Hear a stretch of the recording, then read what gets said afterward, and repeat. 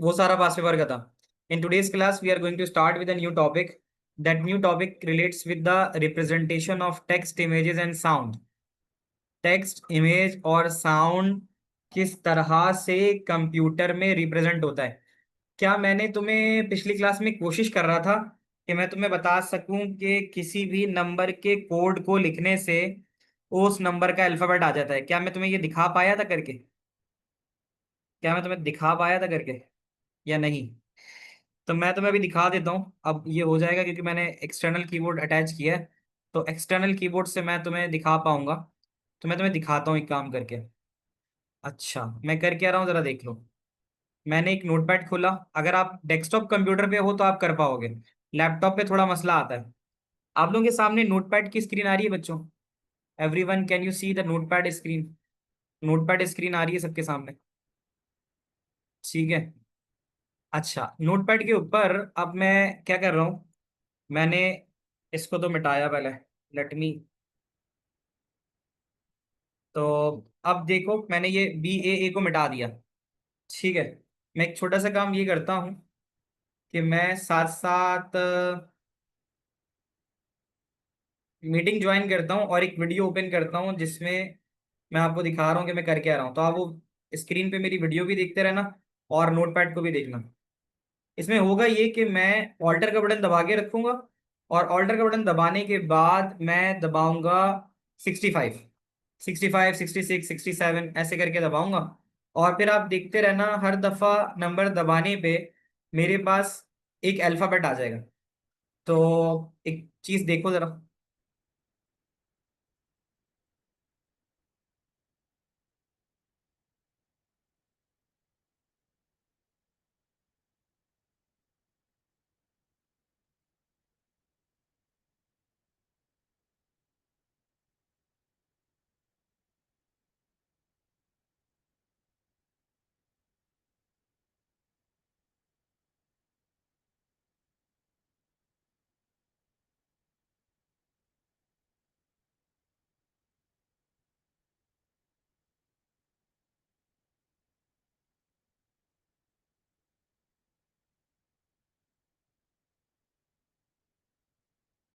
मैं button दबाऊंगा alter का। ये मैंने ऑल्टर का बटन दबाया, can you see that? Alter का बटन है कंट्रोल के बराबर में, ये देखो ये ऑल्टर है। ठीक है। और ऑल्टर के साथ साथ में यहाँ पे ये न्यूमेरिक कीपैड है। इस न्यूमेरिक कीपैड पे मैं दबाऊंगा 65 और छोड़ दूंगा। तो जरा यहाँ देखो, ये मेरे पास आ गया ऑल्टर। ये मेरा ऑल्टर है। यहाँ देखो ये ऑल्टर है कंट्रोल के साथ साथ। ठीक है। अब मैं ऑल्टर दबाता हूँ और ऑल्टर दबा के 65 लिखता हूँ, या चलो मैं 74 लिख के छोड़ रहा हूँ। ठीक है। यहाँ पे इसको हम पहले सेट कर लेते हैं। और ऑर्डर के साथ जैसे 41 भी लिख के छोड़ा। क्या तुमने देखा नोटपैड के ऊपर ब्रैकेट क्लोज आ रहा है? Can you see that? Bracket के ऊपर नोटपैड के ऊपर ब्रैकेट क्लोज आ रहा है। चलो मैं एक और काम करता हूँ, मैं ऑर्डर दबाता हूँ और ऑल्टर दबाने के बाद मैं 65 दबाता हूँ। तो अब देखो, ऑल्टर 65 दबा के छोड़ा, ए आ रहा है। ए आ गया। इसी तरह में अगर, यानी अब तुम एक चीज देखोगे, इससे मैं तुम्हें ये प्रूफ कराना चाह रहा हूं कि हम जो भी कीबोर्ड से बटन दबाते हैं, उस कीबोर्ड से बटन दबाने पर उसके पीछे एक कोड होता है। तो जैसे मैंने ऑल्टर दबाया और ऑल्टर दबा के अगर मैं 47 दबा के छोड़ूंगा, तो ये देख सकते हो कि नोटपैड के ऊपर स्लैश आ रहा है। हालांकि मैं तुम्हारे सामने स्लैश का बटन नहीं दबा रहा, मैंने 41 लिखा है। ऑल्टर के बाद अगर मैं 97 दबाऊं, ठीक है, तो ये तुम्हारे पास नजर आ रहा होगा तुम्हें, ये मैंने ऑल्टर दबाया। ये कीबोर्ड है। ठीक है। ये मैंने ऑल्टर दबाया और ऑल्टर दबा के मैंने दबाया 67 और छोड़ दिया, सी आ गया। देखो, साथ साथ देख रहे हो, मैं तुम्हें एक्सपीरियंस कराना चाह रहा हूँ। 67 ऑल्टर के साथ दबाओगे तो ये सी होता है। और अगर मैं ऑल्टर दबा के रखूं और 68 दबाऊं तो ये डी है। तुम लोग नोटपैड पे चेंजेस देख रहे हो? ऑल्टर के साथ अगर 97 दबाऊंगा, 97, ये 9 और ये तुम्हारे सामने 7 दबाया, तो देखो आ रहा है ये वैल्यू। तो इस तरह से अब आप क्या करोगे, जो आप यहाँ समझोगे बात, जो समझाने वाली बात थी वो ये थी कि for every number you press from the keyboard has its own value. कोई भी नंबर जो तुम कीबोर्ड से प्रेस करते हो उसकी कोई ना कोई एक वैल्यू होती है। क्या ये बात तुम लोग समझ पा रहे हो जो मैं बता रहा हूँ तुम्हें? ठीक है ना? तो यहाँ पे ये लिखा हुआ है कि हमारे सिलेबस के अंदर जो आज हम पढ़ने के लिए जा रहे हैं वो हम पढ़ने जा रहे हैं टेक्स्ट, साउंड और इमेज। यानी जो तुम टेक्स्ट लिखते हो कंप्यूटर पे वो किस तरह से पहुंचता है कंप्यूटर तक, तो ये उसके ऊपर है। तो टेक्स्ट, साउंड, इमेजेस के अंदर हम पहली चीज उठा लेते हैं टेक्स्ट को, कि जो टेक्स्ट हम प्रेजेंट करते हैं, जो भी हम टेक्स्ट लिखते हैं, जो भी तुम टेक्स्ट लिखते हो, जो भी तुम व्हाट्सएप के ऊपर टेक्स्ट लिखते हो, वो हकीकत में कंप्यूटर में तब्दील होके जाता है। तो इसी की अगर हम बात करें तो टेक्स्ट, साउंड एंड इमेजेस के अंदर पहले हम पकड़ते हैं टेक्स्ट को, that how a text can be represented. तो आप देख सकते हो कि in this example you can see के हमारे पास जो डाटा रिप्रेजेंटेशन होती है वो किस तरह से होती है। तो डाटा रिप्रेजेंटेशन जो होती है वो होती है इस तरह से कि भाई इमेज भी एक डाटा है, म्यूजिक भी एक डाटा है, दैट इज द साउंड, और टेक्स्ट आपके सामने आ रहा है। ये सब का सब आपके सामने आ रहा होता है, बट कंप्यूटर में ये किस तरह से चलता है हम इसको देखेंगे। तो इन कंप्यूटर जो ये चलेगा, तो हम यहाँ देखते हैं इसमें लिखा हुआ है कि every character that is input into the computer must be represented by binary code. यानी हर कैरेक्टर जो तुम कीबोर्ड से प्रेस करते हो उसका एक बाइनरी कोड होता है। इवन जो स्पेसेस भी हैं, जो तुम स्पेस लेते हो, including the spaces we type between words and the special character we use for punctuation. यानी कीबोर्ड से दबने वाला हर एक कैरेक्टर जो है वो तुम्हारा अपनी कोई एस की वैल्यू रखता है। तो कहता है it is important that the computer have common set of character set, क्योंकि पूरी दुनिया में हर डिफरेंट कंपनी कंप्यूटर बना रही है, तो लाजमी ये है कि हर कंपनी एक ही कैरेक्टर सेट रखे जो तमाम सिस्टम रिकॉग्नाइज करे। इसकी मिसाल मैं तुम्हें ऐसे देता हूं कि हम सब जो हैं चाहे दुनिया में अलग अलग जुबानें बोलना जानते हो, लेकिन जब हम बात करने पे आते हैं तो हम एक लैंग्वेज सिलेक्ट करते हैं, वो कौन सी होती है? दुनिया में बहुत सारे लोग हैं, हमारे अपने अपने कैरेक्टर सेट है ना। जैसे नॉर्मली तो पाकिस्तान में पैदा होने वाले बच्चे, उनका कैरेक्टर सेट उर्दू होता है, ठीक है। लेकिन फिर जाहिर है कोई अगर सऊदीया में पैदा हुआ तो वो कुछ थोड़ी बहुत अरेबिक समझ लेगा। एसकी की फुल फॉर्म मुंतहा होती है American standard code for information interchange. मुंतहा का सवाल है कि एसकी की फुल फॉर्म क्या होती है। तो आप देखो सबसे पहले नीचे लिखा हुआ है American standard code for information interchange. ये एक आपके पास ऐसा कोड सिस्टम बनाया गया जो पूरी दुनिया में यूनिफाइड इस्तेमाल हुआ, ठीक है। तो अब आप यही बात हम करेंगे कि हम जितनी भी दुनिया में जबानें बोल लें, लेकिन जब डिफरेंट मुल्कों के लोग आपस में कम्युनिकेट करते हैं तो वो अपने मीडियम यानी एक दूसरे की बात को समझने के लिए इंग्लिश लैंग्वेज का इस्तेमाल करते हैं। क्या यहाँ तक बात समझ में आई तुम्हें? तो बिल्कुल सेम इसी तरह है कि डेल वाला, एचपी वाला, लिनोवो वाला, ये सब अपने अपने कंप्यूटर बनाने के बाद जो कैरेक्टर सेट इस्तेमाल करते हैं वो हमेशा यूनिफाइड इस्तेमाल करते हैं। जिसमें से सबसे पुराना जो था वो एसकी कोड था, American standard code for information interchange. बाद में चेंजेस आते गए। अब मुझे एक बात बताओ कि क्या तुम अपने कीबोर्ड पे, जो अपने मोबाइल का जो कीबोर्ड है उसके ऊपर उर्दू लिख सकते हो? Can you right Urdu on your mobile phone? लिख सकते हो? लिख सकते हो, है ना? तो अच्छा, क्या कोई अगर लेट सपोज कोई और जबान जानता है, कोई हो सकता है कोई दूसरी डिफरेंट जबान जानता है, मतलब हम क्या मुख्तलिफ लैंग्वेज अपने व्हाट्सएप पे इस्तेमाल कर सकते हैं? इसका जवाब हाँ होगा या ना होगा?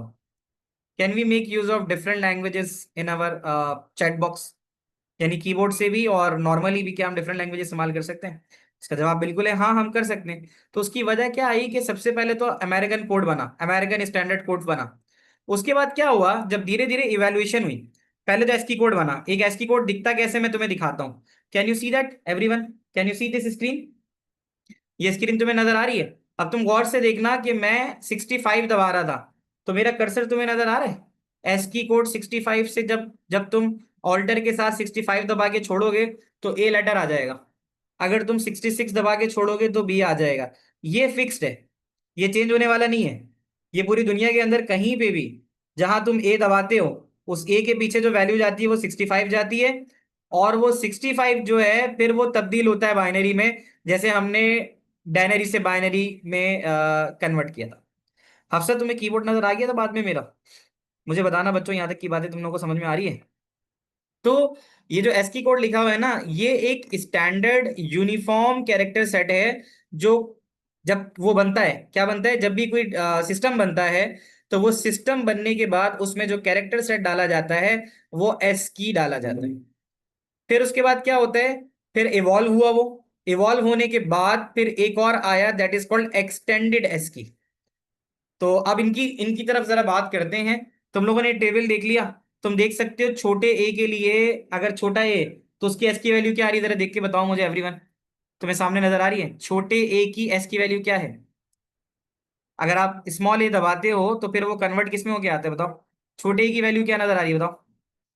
द स्मॉल ए एस की कोड बताओ।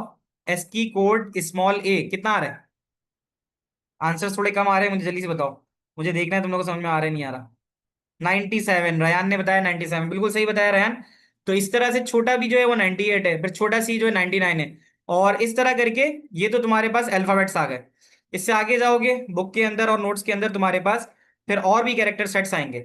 जैसे आप देख सकते हो ये स्पेशल कैरेक्टर्स आते हैं, इमोजीज आ गए, है ना। तो ये इमोजीज के पीछे भी उनका कोई ना कोई कोड होता है। तो इसी में अभी मैं ये टेक्स्ट पे रुकूंगा और टेक्स्ट से रिलेटेड मजीद बात आपसे करते हैं, ताकि आपको ये चीजें समझ में आए। तो अब जरा मैं वापस आता हूँ टू द नोट्स और फिर वहां पे आपसे इसके ऊपर बात करते हैं। तो बेटा ये टेक्स्ट साउंड इमेजेस आ रहे हैं, तो हमने टेक्स्ट के ऊपर ही बात की थी। तो टेक्स्ट में सबसे पहले जो इंपॉर्टेंट चीज होती है वो एस की कोड है। तो मैं आसान लफ्जों में तुम्हें बता दूं कि जब भी कोई भी हार्डवेयर बनता है, कोई भी लैपटॉप, कोई भी मोबाइल फोन बनता है, तो उस मोबाइल फोन के अंदर हमें कीबोर्ड चाहिए होता है। चाहे वर्चुअल हो, मतलब वर्चुअली कीबोर्ड होता है। तो उस वर्चुअल कीबोर्ड का एक कैरेक्टर सेट होता है। और वो कैरेक्टर सेट ना, इस बात को इंश्योर करना होता है कि वो कैरेक्टर सेट तमाम डिवाइसेस में सेम रहे। ठीक है, तो उसके लिए अमेरिका ने एक कोड सिस्टम बनाया जिसका नाम था American standard code for information interchange. ये लिखा हुआ है, इसको हम एस्की कोड बोलते थे। अब ये क्या होता था, the standard ASCII code character set consist of 7 bit. तो इसके अंदर जो कोड आता था वो 7 बिट का आता था। 7 बिट से मुराद कि अगर तुमने ए लिखा तो ए बराबर होता है 65 के। और 7 बिट के अंदर जो 65 है वो इस तरह से आता है 1248, 1632, 64 और 128।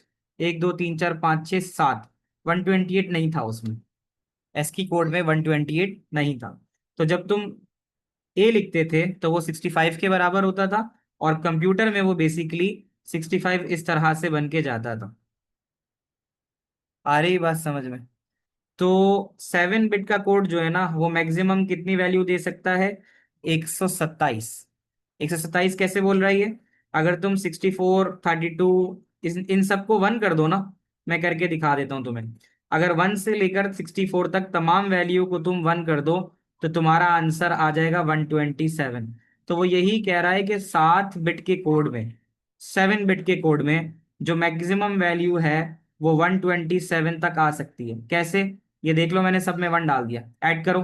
64, 32, 96, और 16 मिलाओ 112, 8 मिलाओ 120, 4 मिलाओ 124, 2 मिलाओ 126 और 1 मिलाओ 127। आप लोग बात समझ रहे हो मेरी? तो ये सबसे पहला वाला कोड था जो कंप्यूटर बना और कैरेक्टर सेट बना।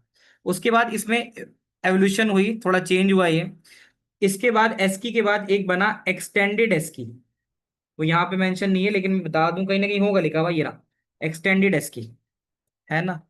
No resist, only English. अच्छा, तो एक्सटेंडेड एस्की में फर्क सिर्फ इतना आया कि जो तुम्हारा एस्की कोड 127 यानी कि 7 बिट का था, ये फर्क याद रखना, ये 1 मार्क का आता है कि एस्की और एक्सटेंडेड का फर्क क्या है। एक्सटेंडेड हर वो चीज होती है जो पिछले का कुछ बेहतर वर्जन होती है। तो एस्की कोड 7 बिट का था, उसमें 127 से ज्यादा डाटा नहीं आता था।